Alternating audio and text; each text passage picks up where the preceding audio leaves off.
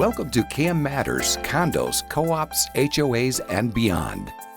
Betsy Barbieux is an informational leader in Florida on community association living, rights, and obligations. She is an expert on the rights and obligations of owners as well as the association. If you live or are planning to live in the state of Florida, there's a good chance you'll be part of a community association. And by the end of this show, you'll know a little bit more about community associations and why they matter. Welcome to the February 2026 edition of CAM Matters. I'm Suzanne Lynn with Betsy Barbieux. Betsy, we're going to talk today. We got a slamming topic about how to get things done. I mean, could this be more relevant? Everybody wants to get more done and maybe less time. And I think a lot of that has to come down with communication. So kick off what the topic is today. Well, I've been getting a lot of questions about what on earth do I mean when I say policies and procedures. And you have your documents, you have your declaration or your co-op documents, you've got your articles of incorporation, you have your bylaws, you have rules and regulations. Yeah. But then look at this list. Oh my goodness. Look how big this list is. That's long. And that's policies that you have? No, these are policies that the statutes say you can create. Okay. The statutes say that you can create these.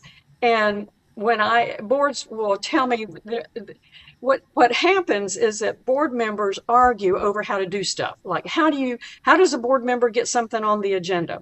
When does a board member have to have their information submitted to the office to put it on the agenda, to make the board packets so that all the board members have everything? How do you do that? They argue with each other. They argue with office procedures of how you post things in your accounting system. Well, what's your policy? And besides the fact, when you posting things in the accounting system should probably be the manager's decision, not anybody else's. But that's my personal opinion. But there are policies and procedures for, what I think of as policies and procedures are how I talk with the people in the office and how the office talks with the owners. Okay. So, how does an owner request an architectural application, modification application? How do they request that? You go to the policy. And so our policy is you have to, send a written request or an email or whatever it is. How do you handle the statutory written inquiries? How do you handle those? What is your policy for handling a records request? These are things that you can create policies for. You can, for an owner requesting access to records, you can limit them to 1 day a month. But if you don't have that as a written policy, when you try to implement it, you're going to be accused of being arbitrary.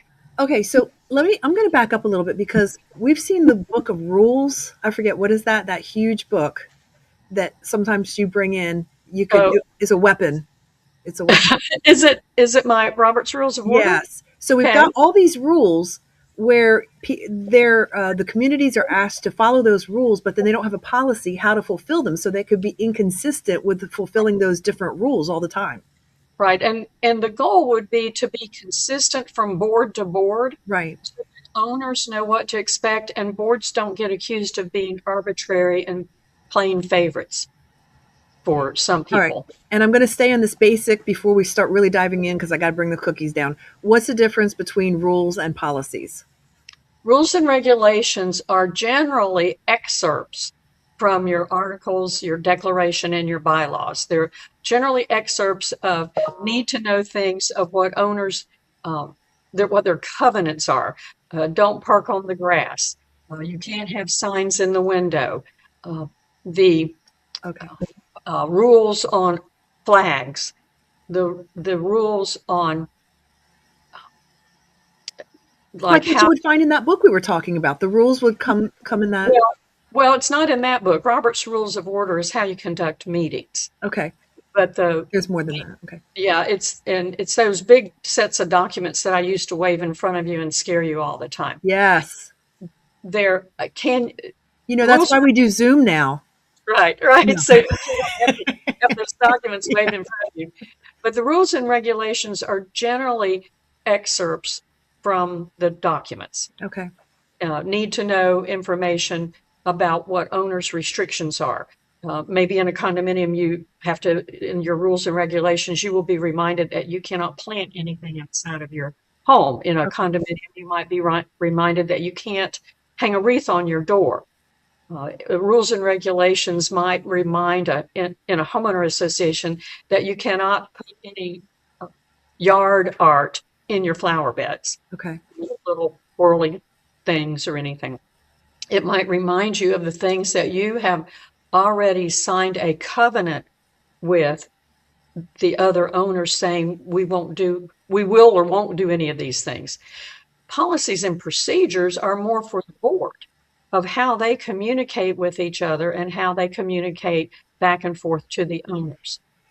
So if an owner makes a request to access records in a policy and procedure, you can limit them to how many records they request. You can require them to fill out a form. You will be able to say that your policy is that you set an appointment for them within 10 business days, which is the law, Mm-hmm. and they can come and look at the records at the place where the records are. You may have a policy that you don't make them come in, that you email it to them. So, but you need to be consistent so that you're not accused of being arbitrary and playing favorites. So there might be some people that, oh, I'll just email them whatever they want, and then this other owner I don't like, so I'll make them come in. Gotcha. Very interesting. I was going to ask you, well, what's more important, the rules or the policies? But really, they're so different. Well, I they're mean, different. They're different. They're if the not rules related. were as sporadic as what the policies are with some of the boards, that I mean, you'd be having lots of legal issues. I mean, why have the policies been able to be pushed off and not have accountability and a certain routine and a certain way for so long? And some places don't have them at all. And some things, you can have a collection policy. You need a written collection policy so that management knows when do you send a delinquent account to the attorney. Mm-hmm. Start the 45-day, 30-day notices. Is there a certain amount that is your policy that they become delinquent? What is your policy for violation inspections? How often do you inspect? What do you inspect for? How many notices do they get to comply before there's a drop dead date and the fining process begins? All of these need to be written policies so that you aren't accused, so the board's not accused of being arbitrary, capricious, and playing favorites. Right. You're supposed to have a policy for where you post your meeting notices. Most communities don't have a written policy for where they post their meeting notices. It's just that everybody goes, well, everybody knows it's on the bulletin board. Well, but did you ever write that down anywhere? Is it a rule that they're posted? No, it's a policy. Yes, it's a rule that they're posted, and sometimes they don't have a policy of how to find what's required. The policy would be where. Right. Where exactly. Okay. Be able to find that. Does that I think I'm getting this. This is very important. The statutes allow owners to make comments. I don't know how many times I said that last weekend at board training. Comments or statements to agenda items.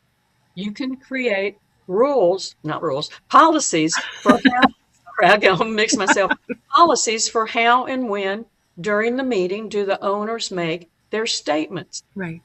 Owners don't ask questions at board meetings. They only make statements. You can create a policy that says that they have to sign up ahead of time to speak to an agenda item. You can add to that policy that they have to come up to the board table and talk to the board. You can create a policy that says that they have 3 minutes. And you can create a policy, and should, that says that they can't give away their minutes to another angry person. So it takes about 4 sentences to create that policy. But instead, we have a lot of communities that have a good number of owners who attend. And I was at one Wednesday.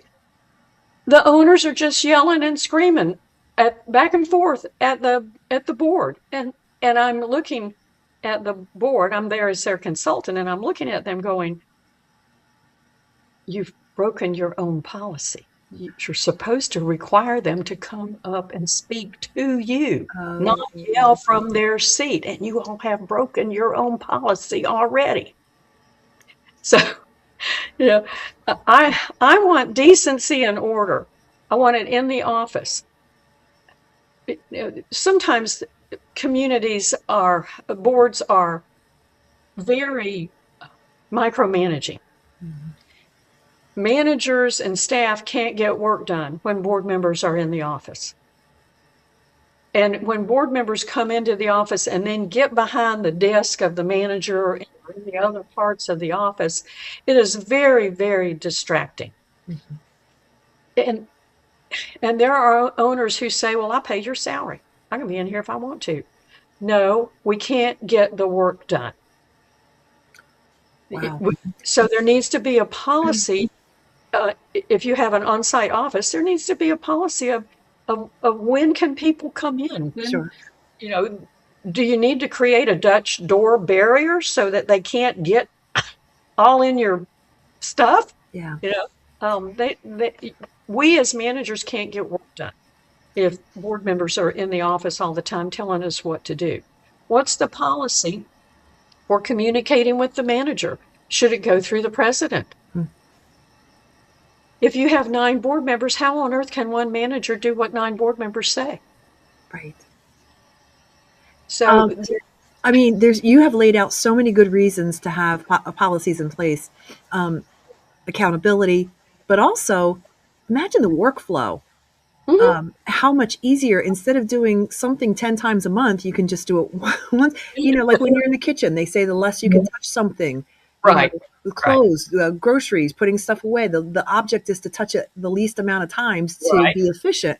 And it sounds I actually have that policy for myself at the office. Handle a piece of paper once, if I can. Don't touch it again. Be done. Okay. Done with it. It makes a lot of sense. I'm gonna play devil's advocate. We're gonna take a break and come back because I want to start picking your brain at this huge mountain that might seem intimidating for organizations to put into place. Where do you start? They may just say, "It's too much trouble. I don't even know where to begin." So we'll be right back, okay? Are you ready for a new career? Do you have skills or interest in management, real estate, construction, maintenance, accounting, strategic planning, project management, budgets, human resource management, lawn and landscaping, pool services, or any other expertise needed to operate a community association? If you do, community association management could be for you.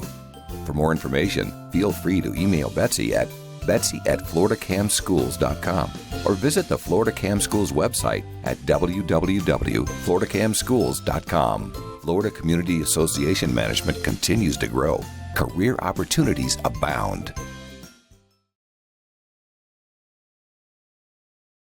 And welcome back to CAM Matters. I'm Suzanne Lynn with Betsy Barbieux. We're talking about the difference between rules and policies. And Betsy, let's just recap real quick the difference between the two before we start diving into how to begin building a policies platform. Well, the rules and regulations govern the activity of the people. That's not the same as policies and procedures. Policies and procedures interacts with itself and how the board and management interact with the owners, which is not governing the activity of the people. So the boards have rules they have to follow, and the policy is how does it get implemented, basically. Yeah. Now, there were 2 new policies that were created by statute for homeowner and condo associations last year and the year before. And communities now are supposed to have policies, hurricane protection specification policies.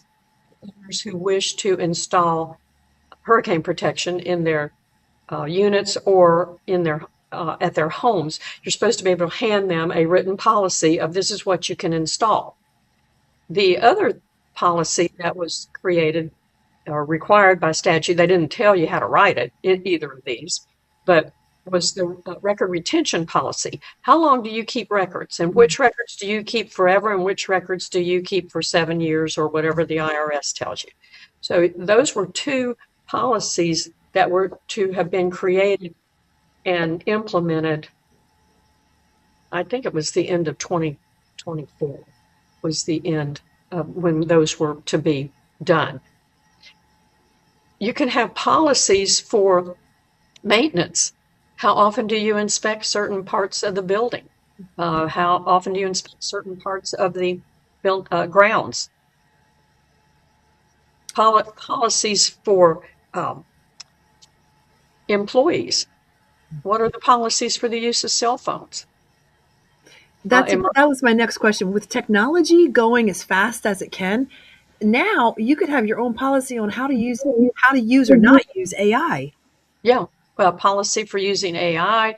The policy here at my office is we do not use cell phones or texting for work. Really? No, not at all. Never.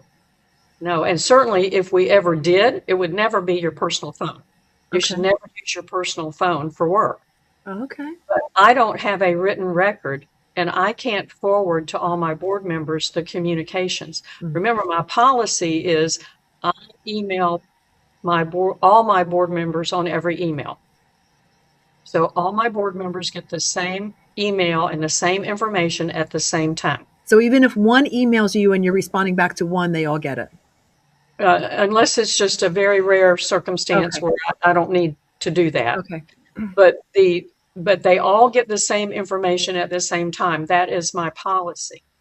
I can't do that texting.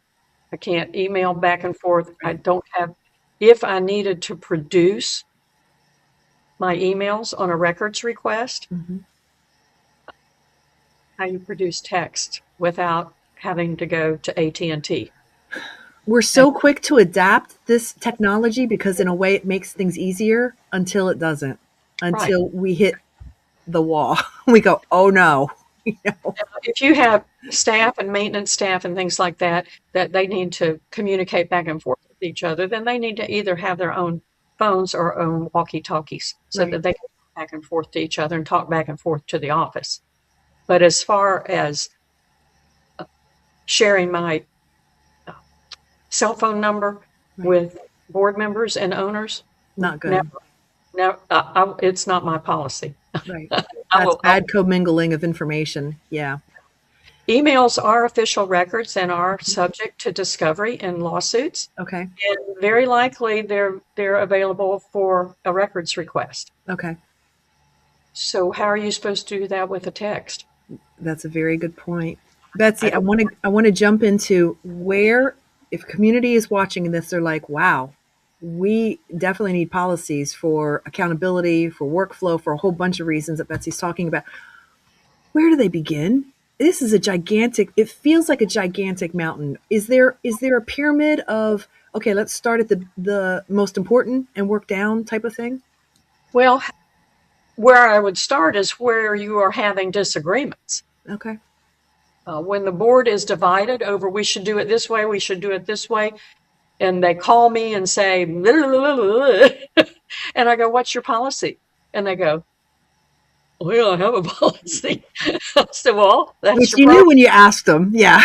I knew when I asked them that they weren't going to have one. You go back to it's the manager's decision, ultimately. Well, some of it is the manager's decision with as far as things that the way things operate back and forth in the office. I think a lot of that should be the manager's decision. That's what the word manager means. They manage the tasks. Right. So let them create the policies for how they manage the tasks. I have collected a lot of policies from managers through the last 20 years. I have a lot of them. I have one manager friend that's a prolific policy writer. So I ask him to always send me whatever he's written. But not to be self-serving, but I believe it was 6 or maybe 8 years ago, my continuing ed class for the managers that year was a day of drafting policies Mm. Mhm. for a lot of the statutory things that where the statute said that you could create a policy. Do I you didn't think, write do you see policy. possibly it seeping into the Yes Conference at all, making an appearance? Well, I may bring it back. It might be not for this year. I already have the topic set for Right, this year. Insurance and disaster. We're still on that. right. But maybe the next cycle, it'll Yeah. be time to bring that policies and procedures uh, manual back. And what I did was put each of these places where the statute says that you can create policies. I put those on a page and then left some blank space and let the managers work at their tables together and Mm. do some notes and draft some ideas, because I know they don't have time to do it when they get back to the office. So if I can give them time to explore some of the points of these policies and write some notes, maybe they can get back to the office and say to their boards, we really need a policy on this. Betsy, what do you see as the biggest pain point for not having a policy? If you could just kind of generalize what something that's really obvious that comes up. Arguing. The board argues with each other. Hmm. If the board is going to argue with each other about how to do stuff, Hmm. then the important stuff isn't getting done. Wow. And lately, it just seems to be more prominent of, Hmm. of how do we get stuff done. Hmm. And I seem to be getting the calls and the emails, and I know the answer when I say, what's your policy? Right. I know the answer. But what I point out to them is that so many, I would say probably 95% of board members have worked in companies and businesses, especially if you're older. Sure. You ended up with big books of policy Right. And you had to sign it. Yeah. That you understood and were going to follow. Yeah. which is different than the employee manual. Right. That's another type of policy and procedure is your Right. employee manual, which we did in our continuing ed summit about 4 years ago. We created a employee manual. But that's a policy and procedure is your employee manual. What's vacation? What's considered vacation? What holidays do you take? Mm. You know, what about jury duty? What about Sailor and Soldiers Act? And, you know, all Right. these kind of FMLA and all of those. What about those policies? What are they that you have at your company? But most people have lived with books and books of policies and procedures, especially if you're a little bit older. They were in book form, Right. wherever you worked.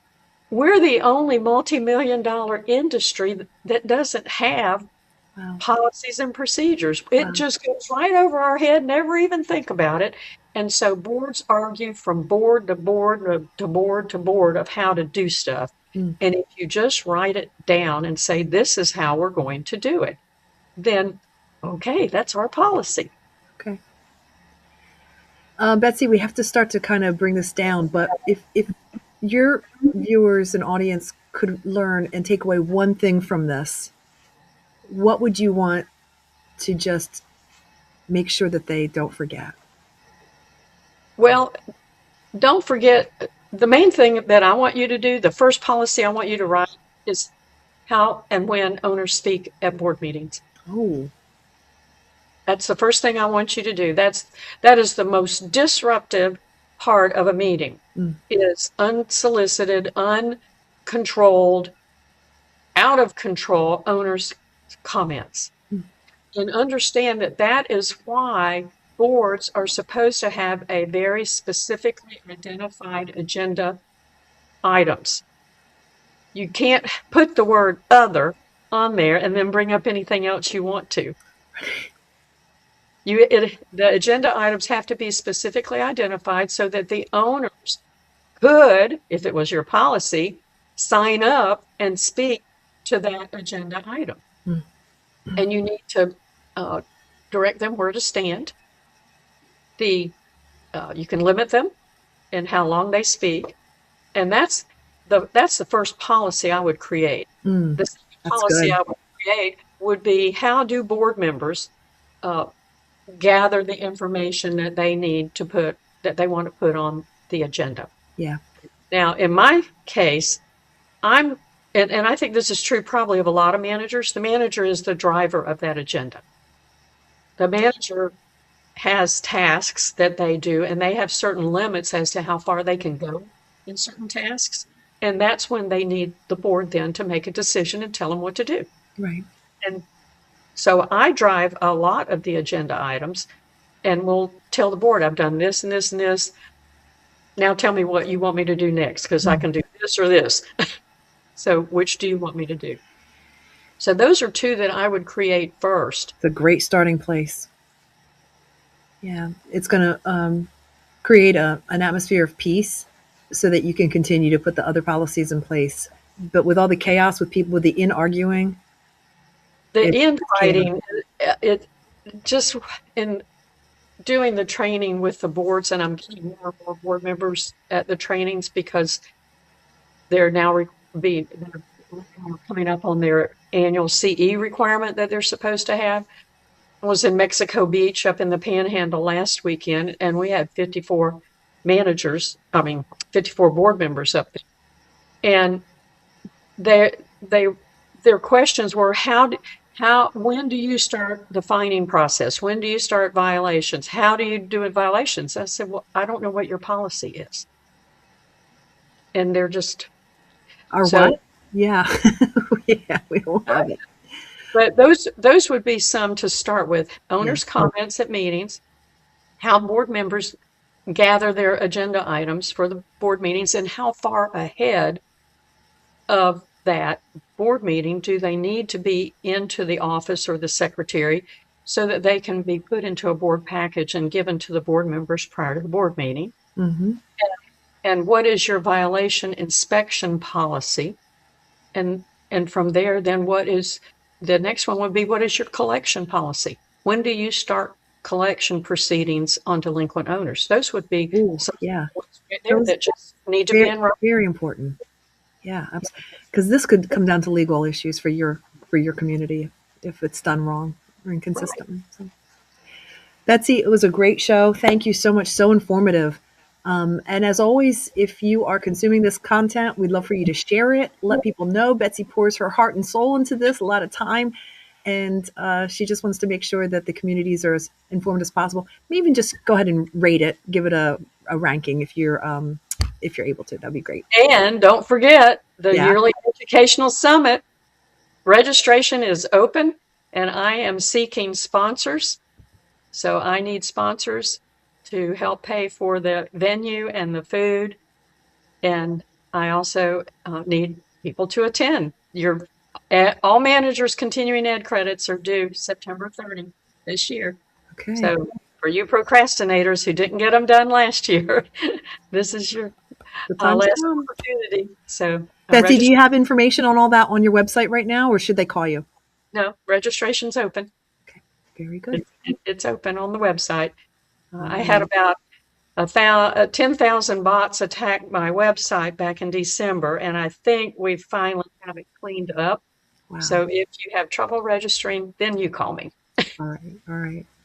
Betsy, thank you so much. We'll talk to you next month, which will be, almost spring. So thanks again. Have a great day.